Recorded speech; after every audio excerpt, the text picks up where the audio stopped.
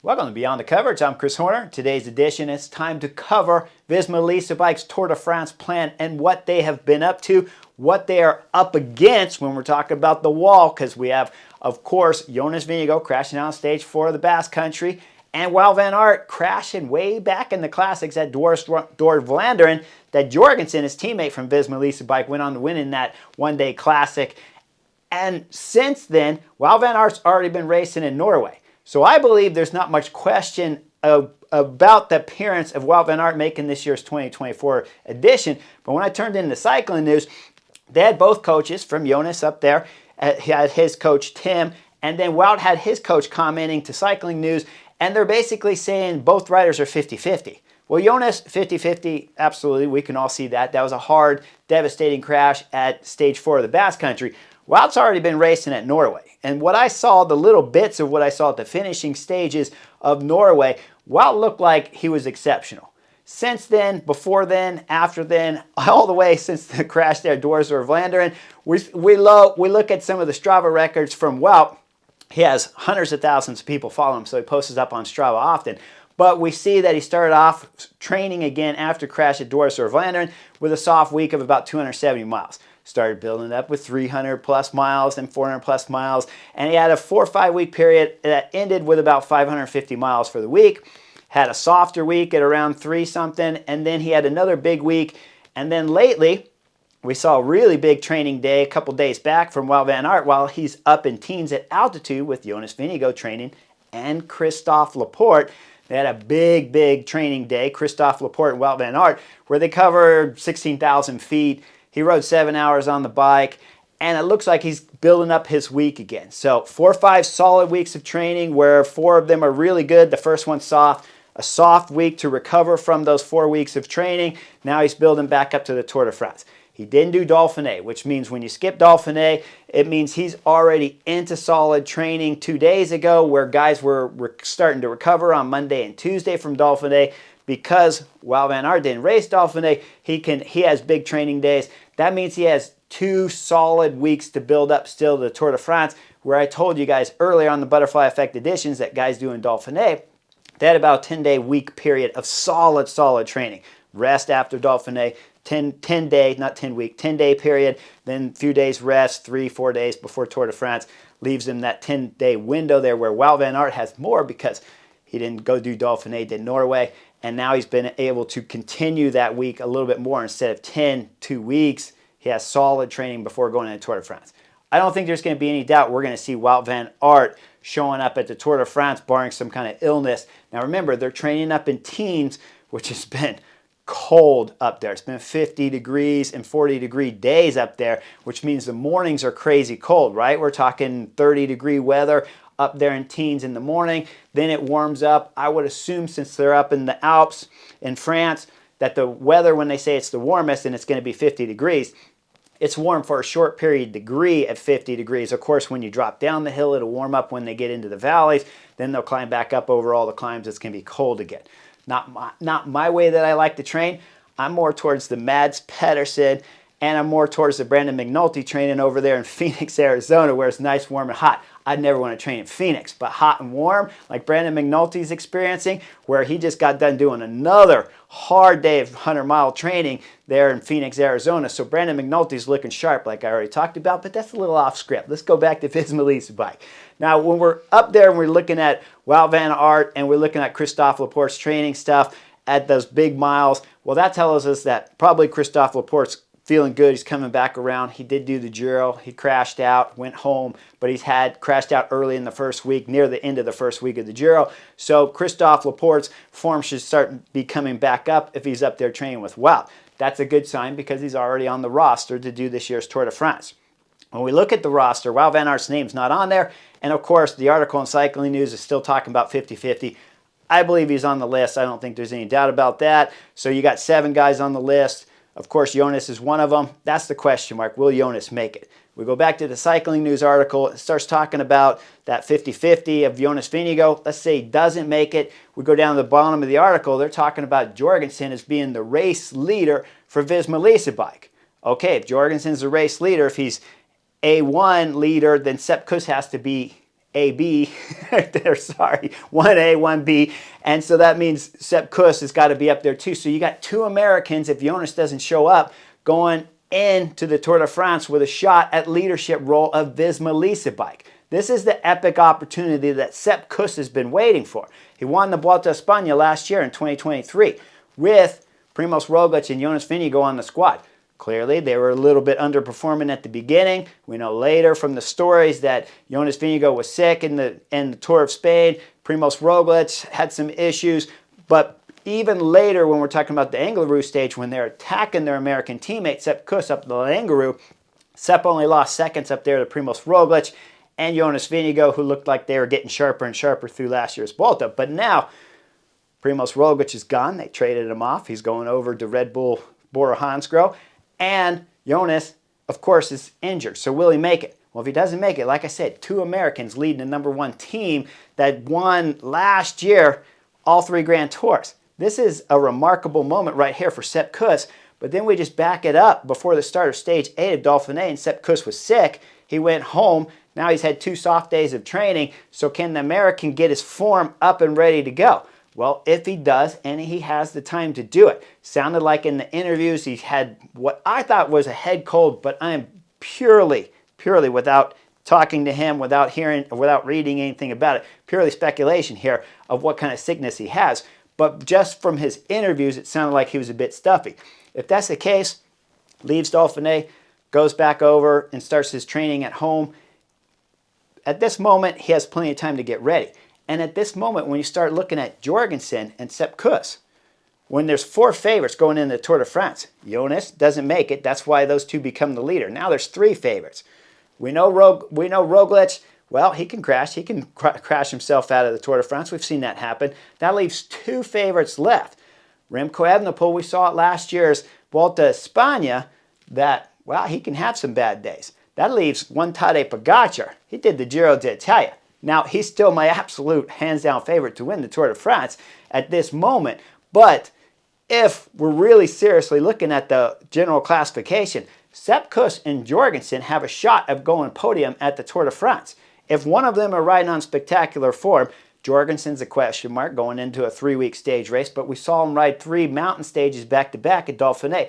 So it's possible Jorgensen could go something solid at this year's Tour de France, and that's why they're talking about him being their leader for Visma-Lease bike if Jonas Vingegaard was not to show up. So leader 1A, Jorgensen. I got to assume they're still leaving Sepp Kuss as a possibility of being a 1A or 1B for sure. But if the American can come in, the other American, Sepp Kuss, if he can come in, those 2 Americans have a shot at going podium at the Tour de France. They're going to have to be wise. They're going to have to be perfect. But it's a realistic shot that Visma-Lease bike, without Jonas Vingegaard, with all the chaos that they've had after the spring races started, all the way from Stage 4 of the Basque Country, they had been fantastic. All the way in the Classics, the Dwars door Vlaanderen, they had been solid and winning races. And then those 2 races just completely changed their whole team, where now we're looking at it and thinking like, oh, they can't even do anything at the Tour de France. But they can. There's absolutely no doubt about it. I believe Wout shows up. We know Wout will highlight Tour de France stages left and right. So there they have that in the form of Wout van Aert. And then general classification. They don't need a whole lot of luck, or any luck even, to be able to go podium at the Tour de France with Sepp Kuss and Jorgensen on their team. I mean, really, when you're looking at those 2 riders, there's other guys when we're talking about the Mikel Landa, he can podium at the Tour de France. The guys from Ineos, well, Egan Bernal, we see him at Tour of Suisse. I'll talk a little bit more about that later. So if you haven't seen Stage 4, you might want to tune off later, but I'll give you a heads up. And when we start looking at the other Ineos riders like Carlos Rodriguez, he's a big-time favorite too, but Jorgensen's already shown that he can climb with Carlos Rodriguez, right? It was Jorgensen pulling on that final Stage 8 of Dauphiné. So we know Jorgensen's on the level of Carlos Rodriguez, which puts him on the 2nd page and near the top of the 2nd page starting the Tour de France. So podium is still doable for Visma-Lease bike. Now, we go back into the article, we'll see there where they're talking about what Jonas Vingegaard needs to do to get himself ready for the Tour de France.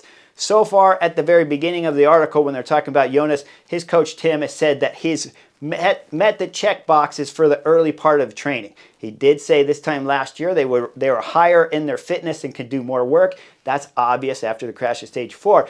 But he says so far they have met all the criteria with Jonas Vingegaard through his training Now it needs to be where when they start to amp the training up to some real high quality training, that Jonas still has to have those sensations that when he gets done training the next day when he's on the bike, he's got to be able to go, yes, I feel good. I feel the changes coming to my body where I know I can start the Tour de France. So 50-50 is all dependent on, of course, how Jonas Vingegaard feels after they start getting into some more intensity in these last 2 weeks of training that Jonas Vingegaard has available to him. They have to be good days of training, but most importantly, each day when they finish their training up in teens, Jonas Vingegaard has to feel good that night and start feeling better each night afterwards, even as the workload becomes harder and harder. And as a professional athlete, as the workload becomes harder and harder, that's when you start realizing that you're on better form, when you don't need a rest day the next day. When you go out and do a 5-hour, 6-hour training ride like we saw Wout van Aert on Strava, where he did 7 hours, monster 7 hours of training, going over at least 4 mountain passes. If you're Wout van Aert, big guy, you probably count at 6 mountain passes. You're like, Horner, you're selling me short. I did 6 mountain passes. Okay, the big guy did 6. So he had a monster day of training. So after a training day like we saw Wout van Aert and Christophe Laporte do, when Jonas Vingegaard goes through those trainings, the next morning when he gets up and he can go out and do another 6-hour and feel good that night, that's when you know he's ready for the Tour de France. So when you're reading that article and his coach Tim is saying he has to get through these next 2 weeks with good sensations, and he has to have that wow feeling in his legs and his body that says, now I'm ready. Doesn't have to go into the first week as sharp as he was in last year's Tour de France. And he might even go in there feeling better. Some of you guys are like, hey, Chris, he punctured his lung. He broke his collarbone. He broke his ribs. Yes, I understand. I've gone through that. I've lived through that throughout my professional career. There's still a moment once that's healed that the body goes back and wants to be the best that it's ever been before. And always getting up to that peak to where you've been in the past is easier coming back to that peak if you've been there before versus where we see a rider like Matteo Jorgensen he's remaking that peak. His peak throughout 2024 season is always going higher and higher. And this year at the Tour de France might be the best we've ever seen Matteo Jorgensen. So again, he might be their leader for Visma-Lease bike if Jonas doesn't show up, and they could go podium. So don't give up hope on Visma-Lease bike just because the season since Stage 4 of the Basque Country and Dwars-Vlaanderen has dropped in expectation. When we go into the Tour de France, they still have a solid team. Now, who else would they bring if we're looking at their squad? Well, we go over to that Tour de Suisse. This is the time to tune off and like and subscribe and leave beyond the coverage, because I'm going to cover the last final climb of Tour de Suisse Stage 4 now. When we start looking at that stage, these are 2 riders right here if Jonas doesn't show up. In this breakaway here, in the front group of GC favorites. In the break, they're already up the road. We know the stage wind's going away up there from the Bahrain victorious rider, Torsten Treyen, as he's going to win the stage. But when we start looking at the GC guys, what I want to talk about here, the 2 Visma-Lease bikes, we got Kian Ueltenbroeks in there, and we also have the next guy, Wilco Kelderman. Wilco Kelderman's had a very light schedule of racing so far in this season. He's only done 2 other races before Tour de Suisse. And when he crashes at 6.5 kilometers ago, just under 7, he crashes because of the wheel overlapping of Del Toro in front, who got caught looking over his shoulder. Now, this is what I really want to show you here from Visma-Lease bike.